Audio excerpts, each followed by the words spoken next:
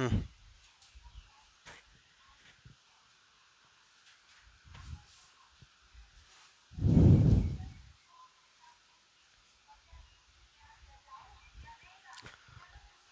Morning आप सभी को। आज हम लोग क्लास 10th का केमिस्ट्री चैप्टर 1 पढ़ने वाले हैं और जिसका शीर्षक है रासायनिक अभिक्रियाएं एवं समीकरण। इसमें सबसे पहले हम लोग वस्तुनिष्ठ प्रश्न को पढ़ लेंगे, जिसमें आपका पहला क्वेश्चन आता है कि रासायनिक अभिक्रियाओं को व्यक्त किया जाता है। रासायनिक अभिक्रियाओं को व्यक्त किया जाता है तो इसका आंसर हो जाएगा आपका समीकरणों के द्वारा, कि हम रासायनिक अभिक्रियाओं को समीकरण के द्वारा ही क्या करते हैं, व्यक्त करते हैं। आपका दूसरा क्वेश्चन आता है कि समीकरण के बाएं एवं दाएं दोनों ओर प्रत्येक प्रकार के परमाणुओं की संख्या समान है तो यह समीकरण कौन सा समीकरण हो सकता है। समझिएगा ध्यान से। आपका प्रश्न कहता है कि बाएं एवं दाएं दोनों ओर प्रत्येक प्रकार के परमाणुओं की संख्या क्या है, समान है। यह समीकरण क्या है, तो यह समीकरण आपका क्या होगा, संतुलित समीकरण आएगा।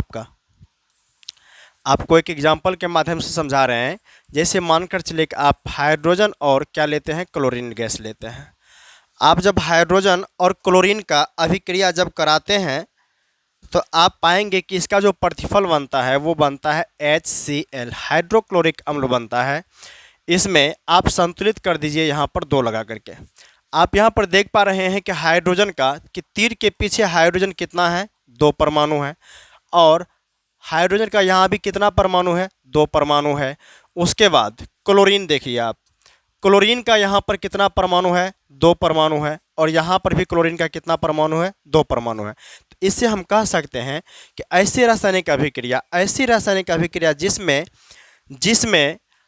जिसमें तीर के दोनों ओर अर्थात बाएं और दाएं सभी प्रकार के तत्व के परमाणुओं की संख्या अगर क्या हो, समान हो, तो यह हमारा संतुलित समीकरण कहलाएगा। आपका नेक्स्ट क्वेश्चन आएगा। अगला क्वेश्चन आपका क्वेश्चन है कि निम्नलिखित में कौन समीकरण असंतुलित है। असंतुलित समीकरण का मतलब कि तीर के बाएं और तीर के दाएं दोनों तरफ सभी तत्व के परमाणुओं की संख्या असमान होगी, अर्थात समान नहीं होगी। हम यहाँ पर देख सकते हैं आप ग नंबर का देखिए कि तीर के बाईं ओर अर्थात पीछे यहाँ पर लेड का पीवी का संख्या कितना है, 1, और आप यहाँ पर देखिए कितना है, 1। उसके बाद आप नाइट्रोजन का देखिए, नाइट्रोजन कितना है, 2, और यहाँ पर भी नाइट्रोजन देख सकते हैं आप कि नाइट्रोजन कितना हो, 2। सॉरी, नाइट्रोजन यहाँ पर कितना है, तीर के बाईं और नाइट्रोजन कितना है, 2, और यहाँ पर नाइट्रोजन कितना है, 1। आप यहाँ पर देख सकते हैं कि नाइट्रोजन आपका बराबर नहीं है, तो यह आपका असंतुलित समीकरण हो गया। इस ग नंबर का छोड़ करके बाकी जो भी है ख नंबर, क नंबर और घ नंबर, आपका सबका सब क्या आएगा, संतुलित समीकरण आएगा। सिर्फ और सिर्फ ये आपका असंतुलित समीकरण का उदाहरण है। चलिए आपका नेक्स्ट क्वेश्चन आता है कि निम्नलिखित में कौन समीकरण संतुलित है। कौन सा समीकरण निम्नलिखित में क्या है, संतुलित है। संतुलित समीकरण हमें चुनना है। यहाँ पर समझिएगा ध्यान से। आप ख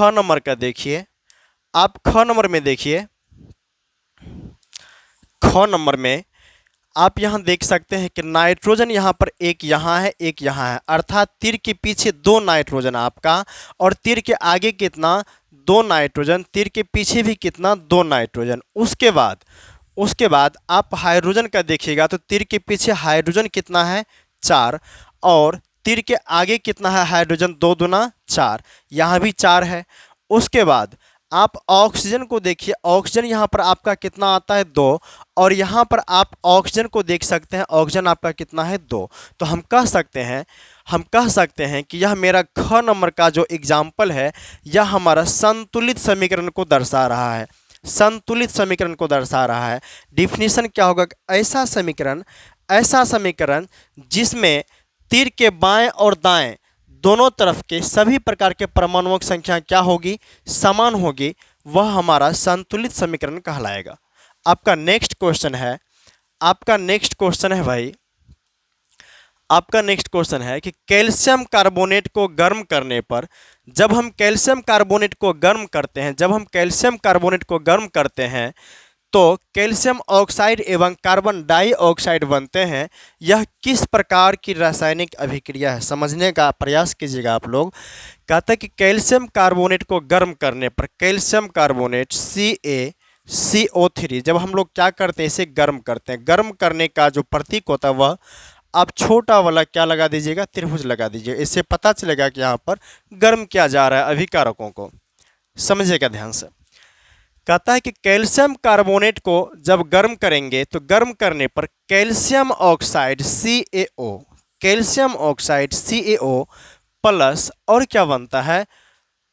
कार्बन डाइऑक्साइड CO2 बनता है। क्या बनता है? कार्बन डाइऑक्साइड CO2 बनता है। तो यह किस प्रकार की रासायनिक अभिक्रिया है? किस प्रकार की रासायनिक अभिक्रिया? आपका आंसर होगा अपघटन अभिक्रिया। अपघटन अभिक्रिया का दूसरा नाम आप लोगों को पता होगा कि वियोजन अभिक्रिया भी होता है।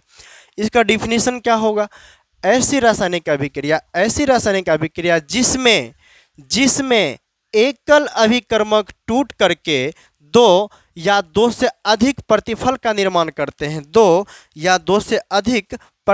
निर्माण करते हैं, उसे क्या कहेंगे हम लोग? अपघटन या वियोजन अभिक्रिया। चलिए, आपका नेक्स्ट क्वेश्चन आएगा कि निम्नलिखित में जिस रासायनिक अभिक्रिया में प्रतिफल के साथ साथ ऊर्जा भी निकलती है, ऊष्मा ऊर्जा भी निकलती है, उसे कहते हैं, उसे हम लोग ऊष्माक्षेपी अभिक्रिया कहेंगे। जिस रासायनिक अभिक्रिया में प्रतिफल के साथ साथ ऊष्मा ऊर्जा भी निकलेगी, उस रासायनिक अभिक्रिया को हम लोग ऊष्माक्षेपी अभिक्रिया कहेंगे। ऊष्माक्षेपी अभिक्रिया। आपका नेक्स्ट क्वेश्चन आएगा कि सिल्वर नाइट्रेट का जलीय विलयन में सोडियम क्लोराइड का जलीय विलयन डालने पर अविलेय सिल्वर क्लोराइड क्या होगा? विलयन से पृथक हो जाता है, अर्थात अलग हो जाता है। आप लोग याद रखिएगा कि यदि रासायनिक अभिक्रिया के दौरान प्रतिफल में कोई अविलेय पदार्थ विलयन से जब अलग हो जाता है तो उस रासायनिक अभिक्रिया को हम लोग अवक्षेपण अभिक्रिया का नाम देते हैं। किस अभिक्रिया का नाम देते हैं? अवक्षेपण अभिक्रिया का नाम देते हैं। आप लोग इसे समीकरण के माध्यम से समझने का प्रयास कीजिएगा। कहते हैं सिल्वर नाइट्रेट के जलीय विलयन, सिल्वर नाइट्रेट AgNO3 अभिक्रिया करके क्या बनाता है? सोडियम। इसमें देखिए कि सिल्वर नाइट्रेट के जलीय विलयन में सोडियम क्लोराइड NaCl का जलीय विलयन जब डालते हैं तो अविलेय सिल्वर क्लोराइड अर्थात AgCl यह क्या होता है? पृथक होता है। तो आप देखिएगा अवक्षेपण अभिक्रिया में आप लोग पढ़े होंगे कि जब कोई अविलेय पदार्थ विलयन से पृथक होता है तो अविलेय पदार्थ के जस्ट बगल में तीर का चिन्ह नीचे की ओर लिखा होता है। तो हम इस तीर का चिन्ह अगर नीचे लिखा हुआ देखेंगे तो हम समझ जाएंगे यहाँ पर कि यह अविलेय पदार्थ विलयन से पृथक हुआ है, अर्थात यह अवक्षेपण अभिक्रिया का उदाहरण होगा। किस अभिक्रिया का उदाहरण होगा? अवक्षेपण अभिक्रिया का उदाहरण होगा। और ऊपर में इसका समीकरण आप लोगों को दिखाया गया हुआ है। चलिए, NaNO3 आपका नेक्स्ट क्वेश्चन आएगा। आपका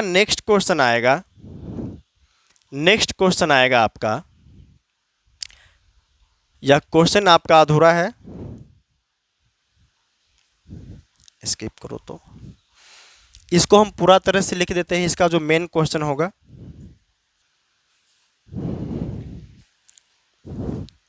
चलिए, आपका ये क्वेश्चन क्या अधूरा है, इसको पूरा तरह से यहाँ पर लिखा गया है।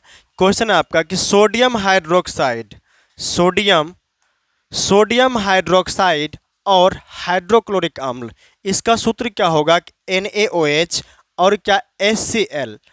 जब क्या होता है अभिक्रिया करता है आपस में तो क्या बनता है, सोडियम क्लोराइड बनता है, सोडियम क्लोराइड बनता है, NaCl बनता है एवं जल बनता है अर्थात H2O बनता है। समझिएगा ध्यान से, इसको आप, इसका आंसर क्या होगा, उदासीनीकरण अभिक्रिया। अब क्यों होगा आपको हम समझा रहे हैं, इसमें उदासीनीकरण अभिक्रिया आंसर क्या होगा आपको हम समझा रहे हैं। ये हो गया आपका अम्ल, HCl क्या हो गया आपका अम्ल हो गया, और सोडियम हाइड्रोक्साइड ये क्या हो गया आपका भस्म हो गया। ठीक है ना, भस्म हो गया। आप पढ़े होंगे कि जब अम्ल और भस्म आपस में अभिक्रिया करते हैं, जब अम्ल और भस्म आपस में अभिक्रिया करते हैं तो वह क्या बनाता है, वह लवण और जल बनाता है। लवण और क्या बनाता है, जल बनाता है। तो अम्ल क्या करता है, भस्म के पावर को क्या करता है, समाप्त कर देता है। ये दोनों आपस में एक दूसरे के पावर को क्या कर देता है, समाप्त कर देता है। तो आप यहाँ पर समझ सकते हैं कि जब दोनों एक दूसरे के पावर को समाप्त कर देगा तो वहाँ पर दोनों एक दूसरे से क्या हो जाएगा, उदास हो जाएगा, अर्थात यहाँ पर उदासीनीकरण अभिक्रिया होगा आपका आंसर। चलिए, आपका नेक्स्ट क्वेश्चन आएगा, आपका नेक्स्ट क्वेश्चन आएगा, आपका नेक्स्ट क्वेश्चन आएगा, कहता है कि निम्नलिखित में ऊष्माक्षेपी अभिक्रिया कौन सी है। निम्नलिखित में ऊष्माक्षेपी अभिक्रिया कौन सी है। ऊष्माक्षेपी अभिक्रिया की बात आप लोगों से किया जा रहा है, समझिएगा ध्यान से। ऊष्माक्षेपी अभिक्रिया में क्या होती है कि प्रतिफल के साथ साथ ऊष्मा उत्पन्न होती है, ऊष्मा उत्पन्न होती है, समझिएगा ध्यान से।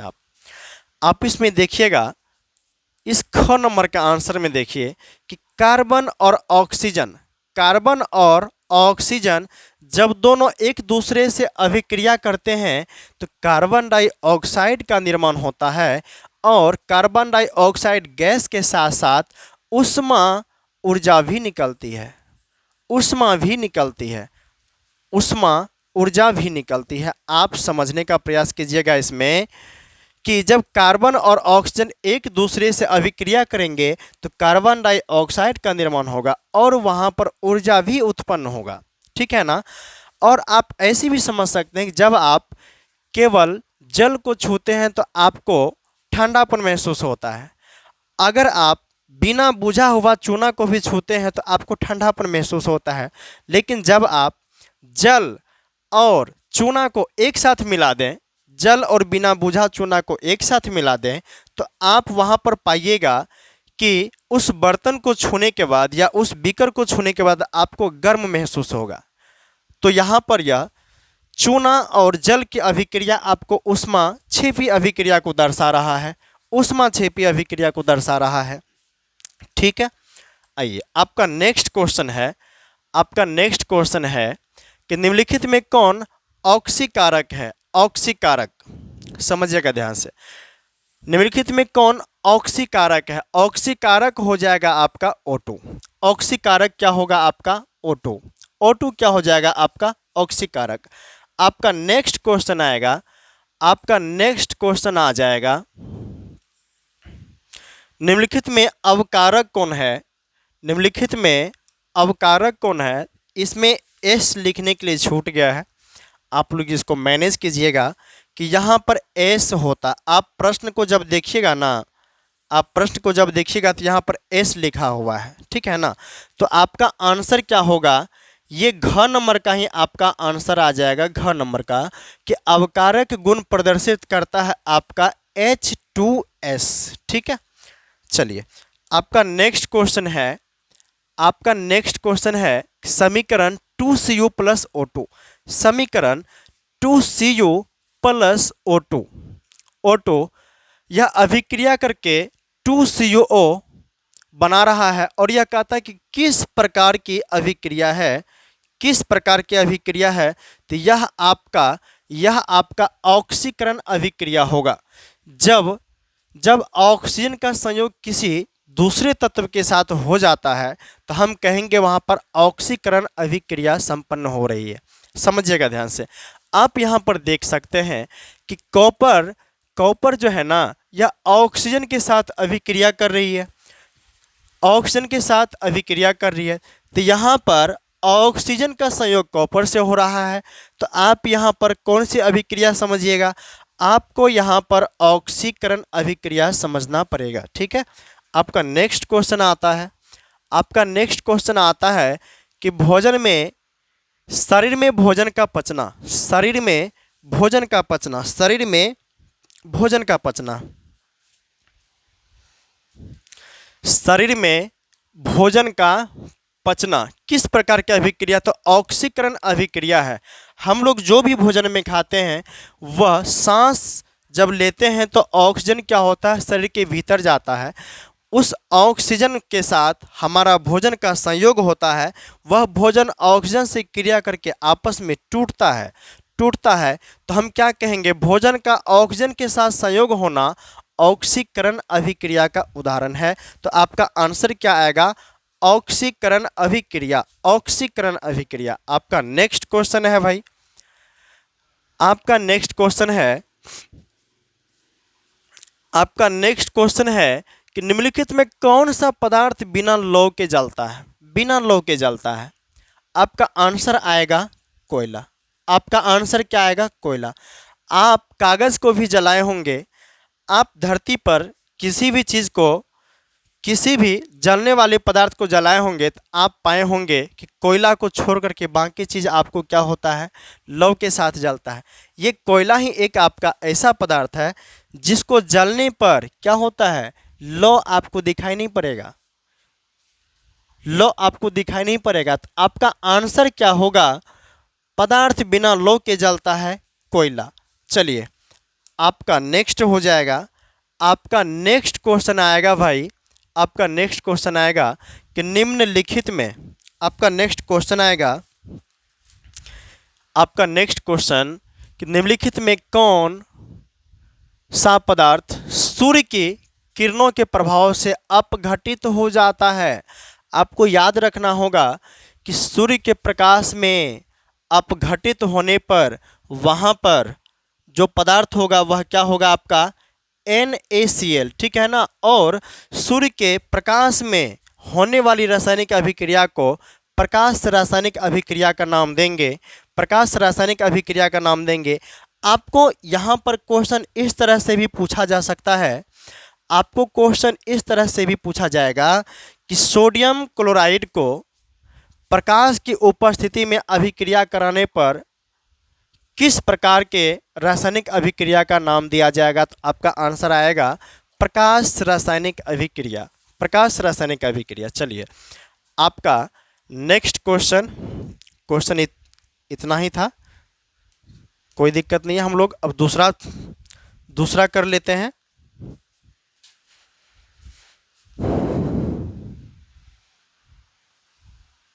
ठीक है, चलिए आपका अगला टॉपिक आता है कि रिक्त स्थानों की पूर्ति करें। पूर्ति करें अर्थात खाली जगहों को क्या करना है? हमें भरना है। समझिएगा ध्यान से। आपका क्वेश्चन है कि अभिकारकों की, आपका क्वेश्चन है अभिकारकों की अभिक्रिया को समीकरण के डेज की ओर लिखा जाता है। समझिएगा ध्यान से, तो बाईं ओर लिखा जाता है। अभिकारकों की जो अभिक्रिया होती है यह समीकरण के बाईं ओर लिखा जाता है, समीकरण के बाईं ओर लिखा जाता है। आप एक एग्जाम्पल समझिए यहाँ पर, जैसे आपको देखिए यहाँ पर कैल्शियम कार्बोनेट है, कैल्शियम कार्बोनेट है, तो ये हो गया आपका अभिकारक, अभिकारक, ठीक है ना। यह तीर के बाईं ओर है और ये तीर के दाहिने तरफ वाला हो गया आपका प्रतिफल। क्या हो गया? आपका प्रतिफल हो गया, प्रतिफल हो गया। समझिएगा ध्यान से, प्रतिफल हो गया। तो हम यहाँ पर देख सकते हैं, इस एग्जाम्पल में हम क्या कर सकते हैं? देख सकते हैं कि अभिकारकों की अभिक्रिया को समीकरण के बाईं ओर लिखा जाता है। ठीक है। आपका नेक्स्ट है कि समीकरण में प्रयुक्त तीर चिन्ह अभिक्रिया की डेश बताता है। तो आपकी दिशा को बताता है। यह तीर चिन्ह हमें यह जानकारी देता है कि अभिक्रिया बाईं ओर हो रही है या दाईं ओर हो रही है। तो यह हमें अभिक्रिया की दिशा को बताता है। समझिएगा ध्यान से। आपका नेक्स्ट क्वेश्चन है कि अभिक्रिया AgNO3 silver nitrate plus NaCl जब ये दोनों आपस में अभिक्रिया करते हैं तो सिल्वर क्लोराइड का अवक्षेप प्राप्त होता है और सोडियम नाइट्रेट प्राप्त होता है। समझिएगा ध्यान से। तो आप लोग याद रखिएगा कि यह तीर चिन्ह जब नीचे लगा हो तो यहाँ पर वह अवक्षेप को दर्शाता है कि इस रासायनिक अभिक्रिया में अवक्षेप का निर्माण हो रहा है। प्रतिफल के साथ साथ अवक्षेप का निर्माण हो रहा है। यह तीर का चिन्ह हमें यही जानकारी देता है। तो जब अवक्षेप प्राप्त होगा तो इस खाली जगह में आपको क्या भरना है? अवक्षेपण। क्या भरना है? अवक्षेपण भरना है आपको। आपका नेक्स्ट क्वेश्चन आएगा भाई, आपका नेक्स्ट क्वेश्चन आएगा कि अभिक्रिया 2H2 प्लस O2, अभिक्रिया 2H2 प्लस O2 अभिक्रिया करके आपस में 2H2O बनाता है। तो यह संयोजन अभिक्रिया का उदाहरण होगा। संयोजन अभिक्रिया के बारे में आप लोग पढ़े होंगे कि ऐसी रासायनिक अभिक्रिया जिसमें दो या दो से अधिक अभिकारक आपस में मिलकर के एकल उत्पाद का निर्माण करता है, केवल एक प्रतिफल बनाता है। आप यहाँ देख सकते हैं कि हाइड्रोजन ऑक्सीजन के साथ संयोग करके उसके साथ मिल करके केवल एक ही प्रतिफल बना पाता है। तो हम इसे संयोजन अभिक्रिया का होना समझेंगे। चलिए, आपका नेक्स्ट क्वेश्चन है कि गर्म करने पर पोटेशियम क्लोरेट, इस खाली जगह में आपको भरना है पोटेशियम क्लोरेट। समझिएगा ध्यान से कि पोटेशियम क्लोरेट को जब हम गर्म करते हैं तो पोटेशियम क्लोराइड एवं ऑक्सीजन प्राप्त होता है। क्या प्राप्त होता है? पोटेशियम क्लोराइड और ऑक्सीजन प्राप्त होता है। तो आपका आंसर आएगा पोटेशियम क्लोरेट आएगा। आपका अगला क्वेश्चन है कि जिस अभिक्रिया में हाइड्रोजन की प्राप्ति होती है वह अवकरण अभिक्रिया कहलाएगी। कैसी अभिक्रिया कहलाएगी? अवकरण अभिक्रिया कहलाएगी। आप लोगों को इसे समझने के साथ साथ याद भी रखना होगा। अगर आप याद नहीं रख पाएंगे तो फिर आप एग्जाम में जवाब क्या देंगे, आप इस चीज़ का अंदाज़ा लगा सकते हैं। अतः आपको समझने के साथ साथ याद भी करना बहुत ज़रूरी है। चलिए, आपका नेक्स्ट क्वेश्चन है कि जिस अभिक्रिया में किसी तत्व के साथ ऑक्सीजन जुड़ता है तो वह ऑक्सीकरण अभिक्रिया कहलाती है। क्या कहलाती है? ऑक्सीकरण अभिक्रिया कहलाती है। और अवकरण अभिक्रिया में क्या होगा कि जिस अभिक्रिया में किसी तत्व के साथ हाइड्रोजन जुड़ता है तो वह अवकरण अभिक्रिया कहलाती है। अवकरण अभिक्रिया कहलाती है। आपको ये याद रखना है, ठीक है। चलिए, आपका नेक्स्ट क्वेश्चन है कि जिस अभिक्रिया में, ये तो हो गया था, ये वाला आना है, सिल्वर नाइट्रेट के विलयन में कॉपर डालने पर। समझिएगा ध्यान से, सिल्वर नाइट्रेट के विलयन में जब आप कॉपर को डालते हैं तो सिल्वर धातु की प्राप्ति होती है। किसकी प्राप्ति होती है? सिल्वर धातु की प्राप्ति होती है। समझिएगा ध्यान से। आपका नेक्स्ट क्वेश्चन आएगा कि अम्ल एवं भस्म के बीच होने वाली रासायनिक अभिक्रिया। अम्ल एवं भस्म एक दूसरे को क्या करते हैं? एक दूसरे के प्रभाव को समाप्त कर देते हैं। जब अम्ल और भस्म एक दूसरे से जुड़ता है, संयोग करता है, मिलता है तो एक दूसरे के प्रभाव को वह नष्ट कर देता है। तो यहाँ पर हम कहेंगे उदासीनीकरण अभिक्रिया। आप जरा सोच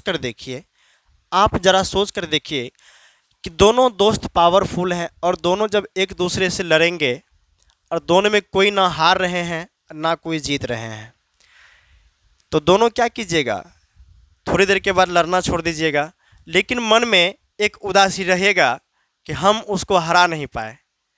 तो आप क्या कहेंगे यहाँ पर, उदासीनीकरण अभिक्रिया। क्या कहेंगे आप यहाँ पर, उदासीनीकरण अभिक्रिया आप कहेंगे। चलिए, आपका अगला टॉपिक आता है सही और गलत का चयन करें, चुने, सही और गलत को चुने, सही और गलत को चुने। तो चलिए, कि जिस रासायनिक अभिक्रिया में कहता है, जिस रासायनिक समीकरणों के द्वारा के दोनों ओर, सॉरी यार,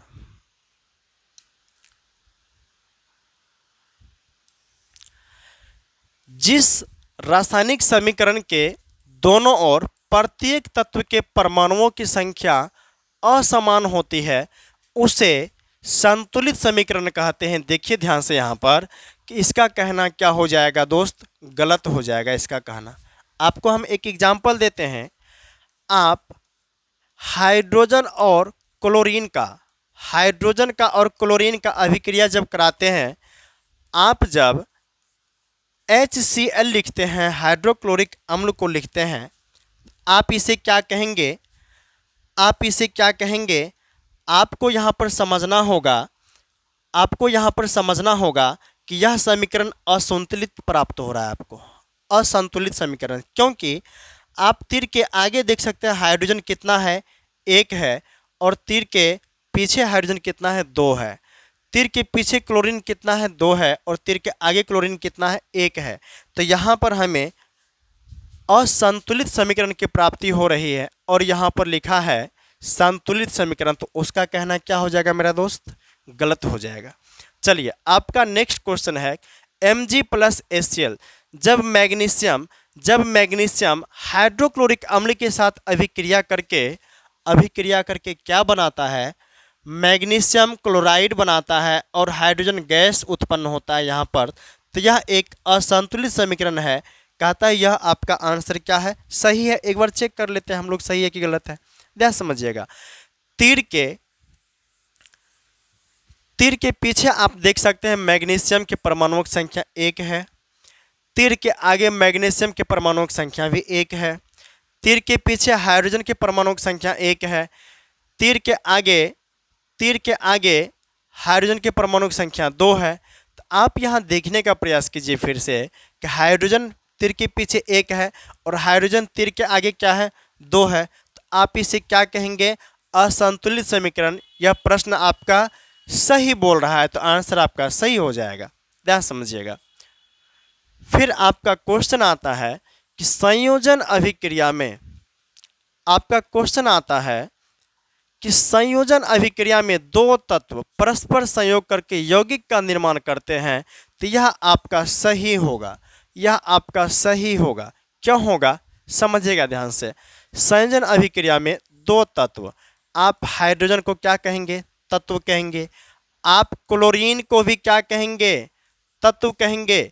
ये दोनों तत्व आपस में मिल करके हाइड्रोक्लोरिक अम्ल का निर्माण कर रहा है, हाइड्रोक्लोरिक अम्ल का निर्माण कर रहा है। तो यह आपका क्या प्राप्त हुआ, यह एक यौगिक प्राप्त हुआ। आपका क्या प्राप्त हुआ, यह एक यौगिक आपका प्राप्त हो रहा है। तो आपको यहाँ पर इसका आंसर क्या लेना होगा, सही। समझ रहे हैं बात को। चलिए, आपका नेक्स्ट क्वेश्चन आएगा कि अमोनिया और हाइड्रोजन परस्पर संयोग करके अमोनियम हाइड्रोक्साइड बनाते हैं। इसका आंसर आपका गलत होगा कि यह अमोनियम हाइड्रोक्साइड नहीं बनाते हैं। इसका आंसर क्या होगा आपका, गलत। चलिए, फिर अगला क्वेश्चन है आपका, जब तांबे की प्लेट को जिंक सल्फेट के विलयन में डालते हैं, समझने का प्रयास कीजिएगा। जब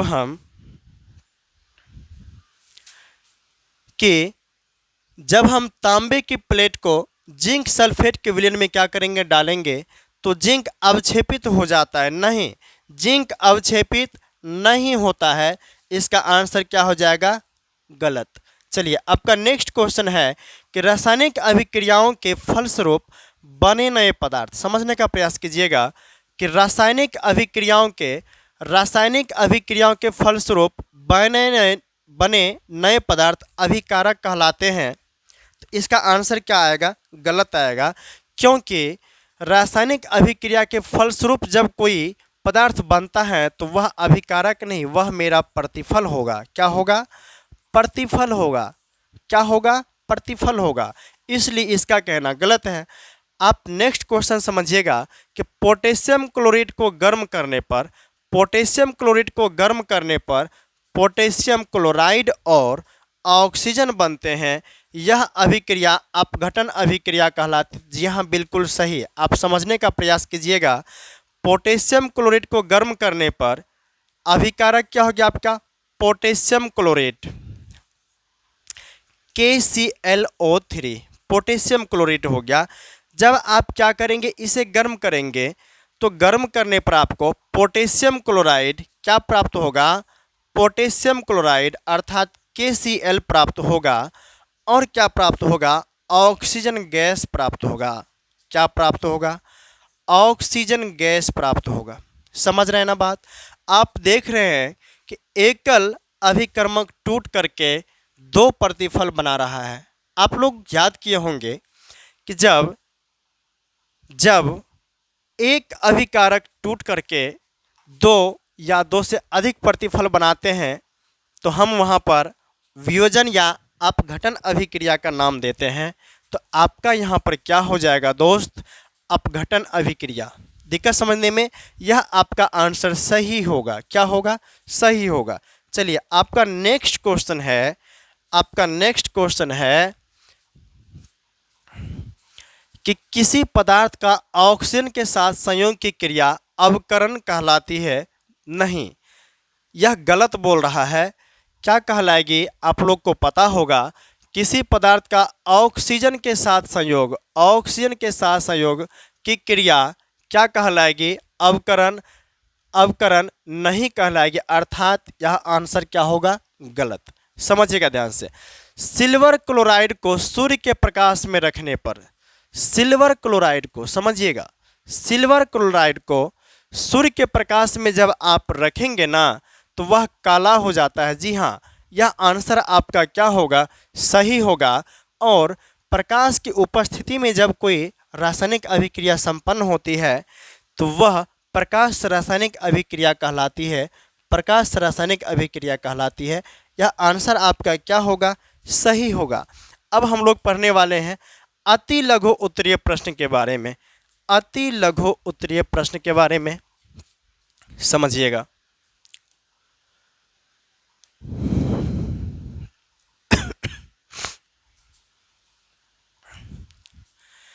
कि रासायनिक समीकरण लिखने में अभिकारकों और प्रतिफलों को किन रूपों में व्यक्त किया जाता है?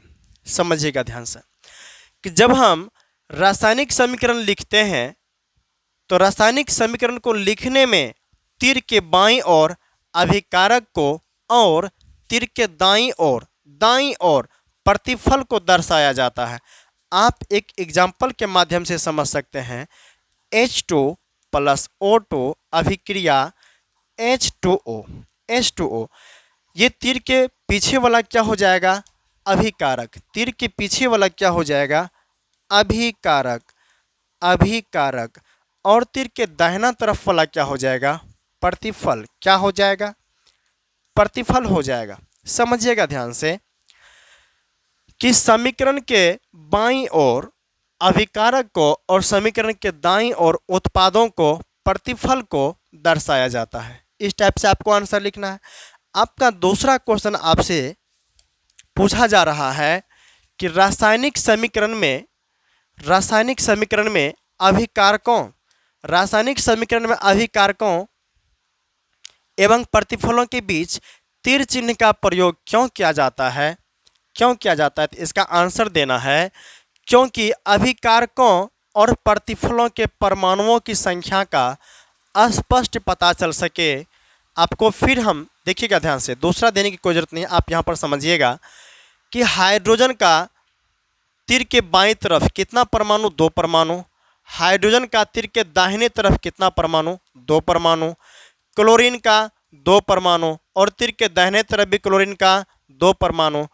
तो इसी परमाणु की संख्या का स्पष्ट पता चल सके, इसी कारण क्या लगा देते हैं हम लोग, क्या लगा देते हैं, तीर का चिन्ह लगा देते हैं। चलिए आपका नेक्स्ट क्वेश्चन आएगा, आपका नेक्स्ट क्वेश्चन आएगा दोस्त, कहता है क्या समीकरण H2 + Cl2 = 2HCl संतुलित है। तो यह हमारा संतुलित समीकरण है, आप देख सकते हैं। आप समझिएगा ध्यान से कि तीर के पीछे हाइड्रोजन 2 और तीर के आगे भी हाइड्रोजन 2 और क्लोरीन कितना है 2 और यहाँ भी क्लोरीन कितना है 2, तो आप इसे संतुलित समीकरण कहेंगे। चलिए आपका नेक्स्ट क्वेश्चन आएगा, नेक्स्ट क्वेश्चन आएगा कि उस अभिक्रिया को क्या कहते हैं जिसमें अभिकारक सरल प्रतिफलों में परिवर्तित हो जाता है अर्थात बदल जाता है। तो उस अभिक्रिया को हम लोग अपघटन अभिक्रिया कहेंगे, अपघटन अभिक्रिया कहेंगे। समझिएगा, अपघटन अभिक्रिया में अभिकारकों की संख्या 1 होती है और प्रतिफलों की संख्या 2 या 2 से अधिक होती है। जब अभिकारकों की संख्या 1 हो और प्रतिफलों की संख्या 2 या 2 से अधिक हो तो हम लोग उसे वियोजन या अपघटन अभिक्रिया का नाम देंगे। चलिए आपका नेक्स्ट क्वेश्चन है कि उस अभिक्रिया का नाम बताएं जिनमें 2 या अधिक अभिकारक परस्पर संयोग करके प्रतिफल बनाते हैं। आप समझने का प्रयास कीजिएगा मेरे दोस्त, आपका आंसर आएगा रासायनिक अभिक्रिया। क्या आएगा, रासायनिक अभिक्रिया। रासायनिक अभिक्रिया में क्या होता है कि अभिकारकों की संख्या या तो 2 से अधिक होगी, या तो 2 से अधिक होगी अभिकारक, और आपस में अभिकारक जुड़ करके केवल एक प्रतिफल का निर्माण करेगा, केवल एक प्रतिफल का निर्माण करेगा। अभिकारकों की संख्या 2 या 2 से अधिक होगी, प्रतिफल की संख्या 1 होगी, तो उसे हम लोग संयोजन अभिक्रिया का नाम देंगे। चलिए ध्यान से समझिएगा, इसमें रासायनिक अभिक्रिया लिखा हुआ है। इस क्वेश्चन का आंसर जो आपको देना है, सबसे पहले प्राथमिकता आपको देना है संयोजन अभिक्रिया का। देखिए जिस अनुसार आपसे प्रश्न पूछा जा रहा है आपको उस अनुसार आंसर देना है, ठीक है ना। हम ये नहीं करें कि यह आंसर गलत है, आप संयोजन अभिक्रिया फर्स्ट में डाल दीजिए और रासायनिक अभिक्रिया को यहाँ पर कोमा लगा करके रासायनिक अभिक्रिया को लिख दीजिए, ठीक है ना। चलिए आपका नेक्स्ट क्वेश्चन आ रहा है मेरे दोस्त, आपका नेक्स्ट क्वेश्चन आ रहा है, किस प्रकार के अभिक्रिया में अभिकारक अपने मूलकों का विनिमय करते हैं। आप लोग पढ़े होंगे इसका आंसर कि उभय विस्थापन अभिक्रिया में अभिकारक अपने मूलकों का क्या करते हैं, विनिमय करते हैं। क्या करते हैं मेरे दोस्त, विनिमय करते हैं। आप एक एग्जाम्पल से भी समझ सकते हैं।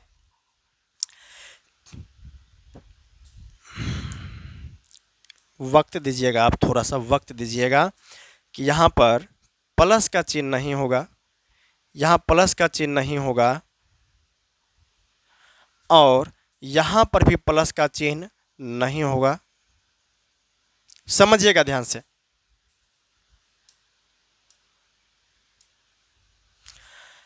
कि NaCl, यहाँ पर Na अभी किसके साथ है, Cl के साथ, लेकिन Na क्या करता है, Cl का साथ छोड़ करके NO3 का साथ पकड़ लेता है।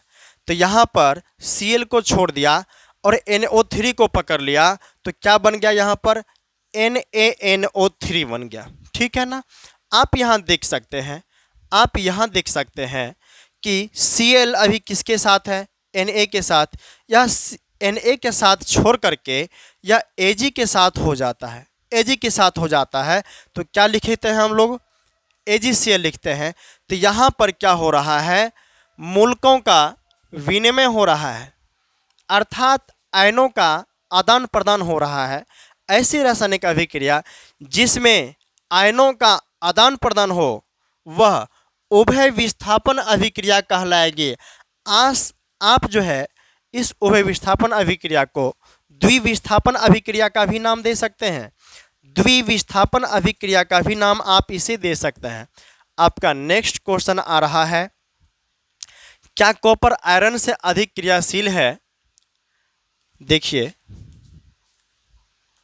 इसमें थोड़ा सा डाउट है आप लोगों का, अभी हम डाउट क्लियर करते हैं।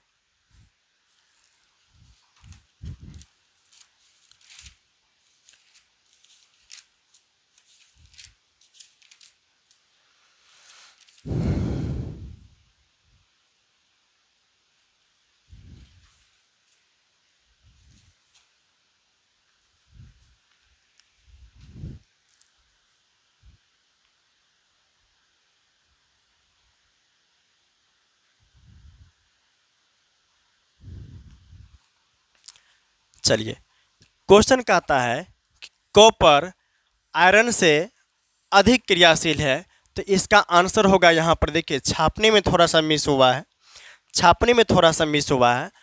आंसर होगा नहीं, आंसर होगा आपका नहीं।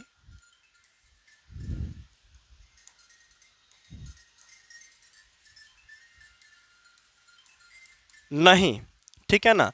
नहीं, कॉपर आयरन से अधिक क्रियाशील नहीं है। यहाँ पर आपको लिखना है नहीं है।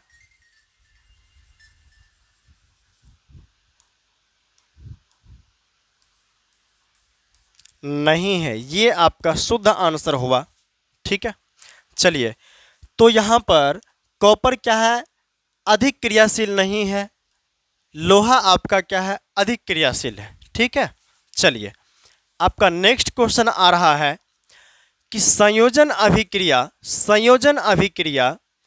ऑक्सीकरण अवकरण अभिक्रिया है। ऑक्सीकरण अवकरण अभिक्रिया है, तो हाँ, संयोजन अभिक्रिया ऑक्सीकरण अवकरण अभिक्रिया है। संयोजन अभिक्रिया ऑक्सीकरण अवकरण अभिक्रिया है। फिर आपका नेक्स्ट क्वेश्चन आता है कि क्या उभय विस्थापन अभिक्रिया ऑक्सीकरण अवकरण अभिक्रिया है? तो नहीं, ऑक्सीकरण अवकरण अभिक्रिया नहीं है। आप देख सकते हैं आंसर को, आपको इसे याद रखना होगा। चलिए, आपका नेक्स्ट क्वेश्चन आएगा दोस्त, आपका नेक्स्ट क्वेश्चन आएगा कि हमारे शरीर में भोजन का पचना किस प्रकार की अभिक्रिया है? तो हमारे शरीर में भोजन का पचना अपघटन अभिक्रिया है, जिसको आप अपघटन अभिक्रिया का दूसरा नाम आप लोग वियोजन अभिक्रिया के नाम से भी जानते हैं। वियोजन अभिक्रिया के नाम से भी आप इसे जानते हैं। शरीर में भोजन का पचना, यह आपका अपघटन अभिक्रिया का उदाहरण है।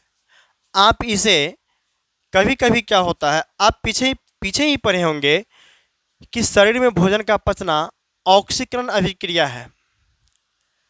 अगर ऑब्जेक्टिव में इस तरह का प्रश्न आपसे पूछ लिया जाए, तो उसमें ऑप्शन में आपको अपघटन देगा या नहीं तो ऑक्सीकरण देगा। दोनों साथ साथ ऑप्शन नहीं दे सकता। आपको इस चीज़ पर याद रखना है। आंसर दोनों सही है, आंसर आपका दोनों सही है, लेकिन दोनों ऑप्शन एक साथ नहीं दे सकता है। आपको दोनों ऑप्शन एक साथ नहीं दे सकता, आपको इस पर फोकस रखना है। समझिएगा ध्यान से। प्रकाश रासायनिक अभिक्रिया के दो उदाहरण दें। प्रकाश रासायनिक अभिक्रिया, आप लोगों को पता होगा प्रकाश रासायनिक अभिक्रिया किसे कहते हैं? ऐसी रासायनिक अभिक्रिया जो प्रकाश में ही संभव हो।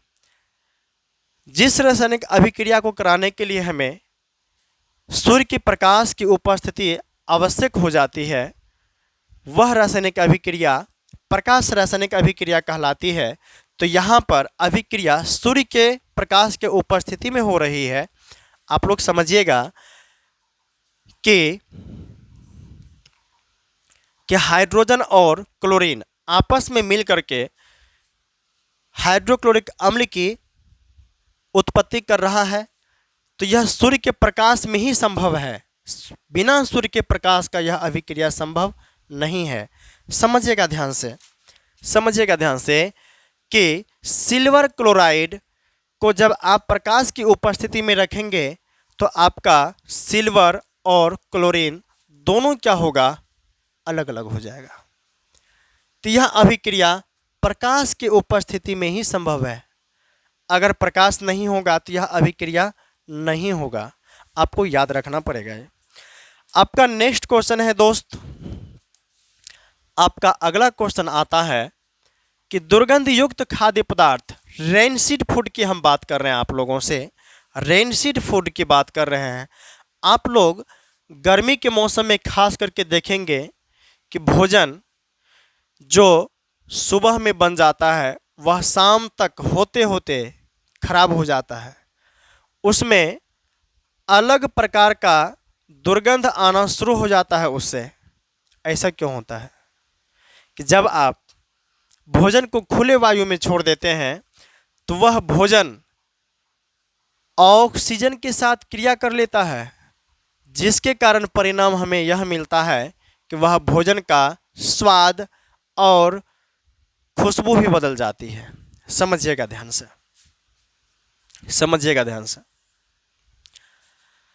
कि ताज़ा खाद्य पदार्थ को, और ये वाला है दुर्गंध युक्त खाद्य पदार्थ क्या है। तो जब हम भोजन को खुली वायु में लंबे समय तक छोड़ देते हैं तो क्या होता है कि उस भोजन से दुर्गंध आने लगती है, और इसे हम क्या कहेंगे, दुर्गंध युक्त खाद्य पदार्थ कहेंगे। आपको यह याद रखना होगा। आपका अगला क्वेश्चन है कि ताज़ा खाद्य पदार्थ को सड़ने से बचाने के लिए, खराब होने से बचाने के लिए एक उपाय बताएं। तो समझिएगा कि ताज़ा खाद्य पदार्थ को अगर सड़ने से हमें बचाना हो, खराब होने से बचाना हो, तो आप लोगों को फ्रिज में क्या करना होगा, बंद करना होगा। फ्रिज में उसे रखना होगा, जिसको हम रेफ्रिजरेटर कहेंगे, रेफ्रिजरेटर कहेंगे। चलिए, आपका नेक्स्ट क्वेश्चन आएगा दोस्त कि निम्नलिखित रासायनिक समीकरण को संतुलित करें। संतुलित करने के लिए यह आपका प्रश्न कह रहा है आपसे, समझिएगा।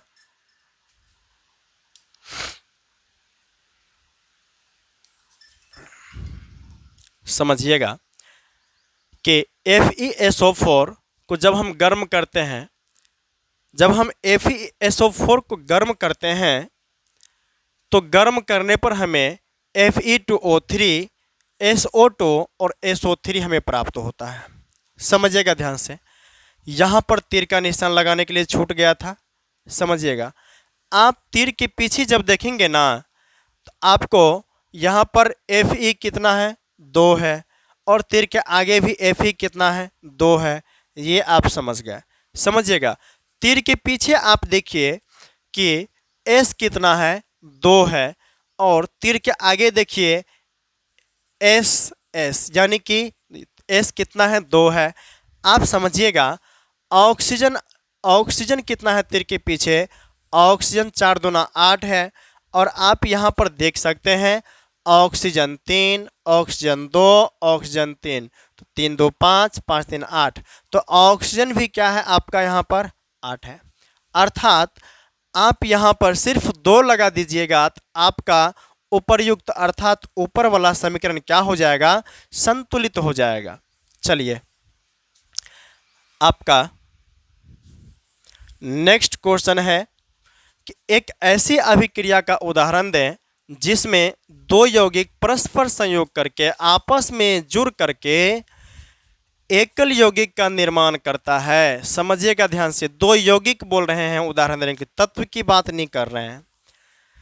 कैल्शियम अगर बोला जाए तो तत्व है, ऑक्सीजन को अगर बोला जाए तो तत्व है, हाइड्रोजन अगर बोल रहे हैं तो तत्व है। लेकिन जब आप कैल्शियम और ऑक्सीजन अभिक्रिया करता है तो कैल्शियम ऑक्साइड बन जाता है, आप वहाँ तत्व नहीं कह सकते हैं, आपको वहाँ पर यौगिक कहना पड़ेगा। तो कैल्शियम ऑक्साइड यह एक यौगिक है, कार्बन डाइऑक्साइड यह भी यौगिक है। तो कैल्शियम ऑक्साइड, कार्बन डाइऑक्साइड, यह दोनों अभिक्रिया करके कैल्शियम कार्बोनेट का निर्माण करते हैं।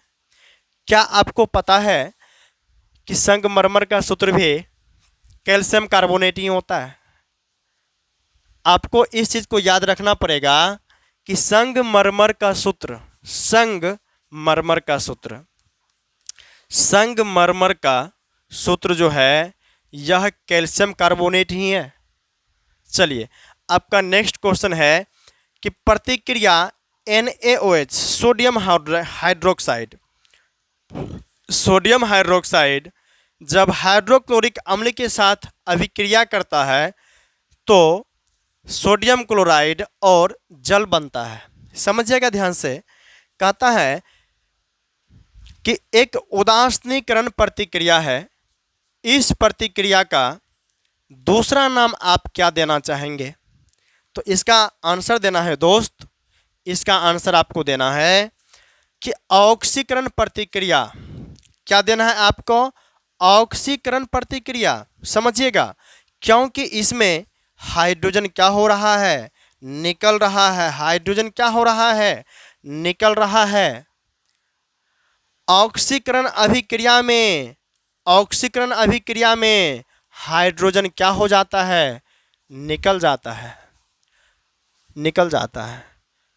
आपको याद रखना है, आपको याद रखना है एक चीज कि यदि हाइड्रोजन निकलता है, यदि ऑक्सीजन जुड़ता है, तो आपको ऑक्सीकरण अभिक्रिया यहाँ पर समझना होगा। ऑक्सीकरण अभिक्रिया आपको समझना होगा। ऑक्सीकरण अभिक्रिया, फिर समझिएगा आप, यदि ऑक्सीजन घट जाए अर्थात निकल जाए, यदि हाइड्रोजन जुड़ जाए, तो आपको यहाँ पर अवकरण अभिक्रिया समझना होगा। दोस्त, आपको अवकरण अभिक्रिया समझना होगा। ये सभी चीज़ें आपको समझने के साथ साथ याद भी होना चाहिए। आप जरा सोच कर देखिए, क्या समझने मात्र से आपको सभी चीज़ें याद रह जाएगी? नहीं, आपको याद भी करना होगा। आप याद कर पाएंगे तभी आप सफल हो पाएंगे। आपको समझने के साथ साथ याद भी करना होगा। समझिएगा ध्यान से, समझिएगा ध्यान से। आपका जो क्वेश्चन है, कहता है कि जब तनु हाइड्रोक्लोरिक एसिड, जब तनु हाइड्रोक्लोरिक एसिड,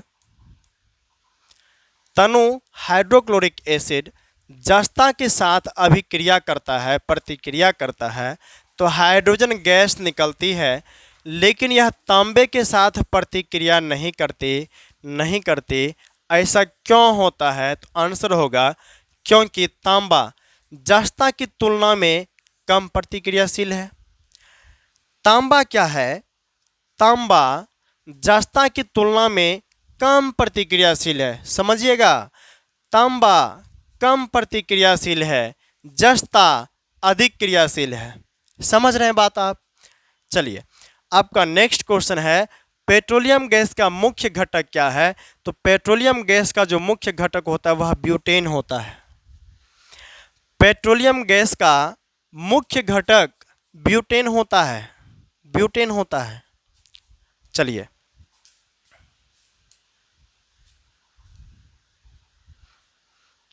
एक चीज़ हम आप लोगों से शेयर करना चाहते हैं, जो हम बहुत बच्चों को इस बात को समझाने का प्रयास करते रहे हैं, और हम चाहते हैं कि आपको भी समझा पाएँ। आप थोड़ा हट करके सोचिएगा, आप ज़रा हट करके सोचिएगा, आपको हम समझाने का प्रयास कर रहे हैं।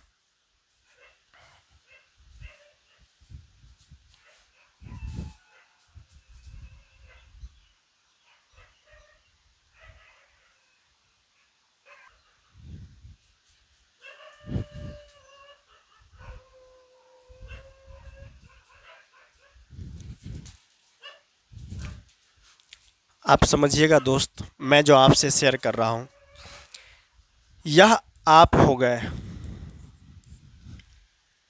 ये आपके पिताजी हो गए, और यहाँ आपके दादाजी हो गए, और यहाँ पर दादा के पिता को आप क्या कहते हैं? परदादा कहते हैं, परदादा कहते हैं। एक ऐसा समय था, आपके परदादा, हमारे परदादा यह सोचते थे कि हम नहीं पढ़ें तो क्या हुआ, हम अपने बेटा को पढ़ा लेंगे। आप याद कीजिए, आप या आपके समाज में क्या पढ़ पाए? इसका बेटा सोचने माँ से पढ़ लेता है, नहीं पढ़ पाता है। दादाजी क्या सोचते हैं, हम नहीं पढ़े तो क्या हुआ, हम अपने बेटा को पढ़ा लेंगे। आप मुझे बताने का प्रयास कीजिए या खुद को समझाने का प्रयास कीजिए कि इसका बेटा पढ़ लेता है क्या। आप देख सकते हैं अपने समाज में, अपने घर में देखिए, ये भी नहीं पढ़ पाता है। ये सोचता है कि हम नहीं पढ़ें तो क्या हुआ, हम अपने बेटा को पढ़ा लेंगे। देखिएगा, यह पीढ़ी दर पीढ़ी चल रहा है कि पिता सोच रहा है कि हम नहीं पढ़े तो क्या हुआ, हम अपने बेटा को पढ़ा लेंगे। परदादा सोचे हम नहीं पढ़े तो क्या हुआ, अपने बेटा को पढ़ा लेंगे, ये भी नहीं पढ़े। अब दादाजी सोच रहे हैं हम नहीं पढ़े तो क्या हुआ, हम अपने बेटा को पढ़ा लेंगे, ये भी नहीं पढ़े। अब पिताजी सोच रहे हैं हम नहीं पढ़े तो क्या हुआ, अपने बेटा को पढ़ा लेंगे। अब आपकी बारी है, आप डिसाइड कीजिए, क्या आप इसी की तरह सोचते रहेंगे? आप सोच करके देखिए, क्या आप इसी की तरह सोचते रहेंगे? नहीं, आपको सोच बदलनी होगी। आप याद रखिए कि यदि आप भी इसी की तरह सोचते रहे तो आपका अभी अगला पीढ़ी यही सोचने वाला होगा। आप भी अगर नहीं पढ़ पाए तो पता चलेगा कि आपका जो बेटा होगा वह भी नहीं पढ़ेगा, क्योंकि आप भी तो वही सोच रहे हैं ना, हम नहीं पढ़े तो हम अपने बेटों को पढ़ाएंगे। और आपका बेटा भी नहीं पढ़ पाएगा, एकदम नहीं पढ़ पाएगा, क्योंकि पीढ़ी का सोच ही नहीं बदल पा रहा है। आप अब इसका बेटा जो आपका पोता कहलाएगा, ये क्या सोच रहा है कि हम नहीं पढ़े तो अपने बेटा को पढ़ा लेंगे। जनाब, ये सोचने से काम नहीं होता है।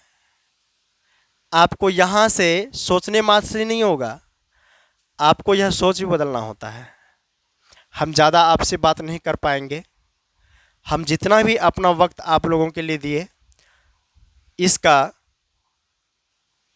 सिर्फ यही कहना होगा, इस बातों से यही समझाना होगा, आप लोग अपने सोच को बदल करके बेहतरीन सोच वाला बनिए, ताकि हमारा समाज, आपका घर परिवार सब बदल जाए। थैंक यू दोस्त।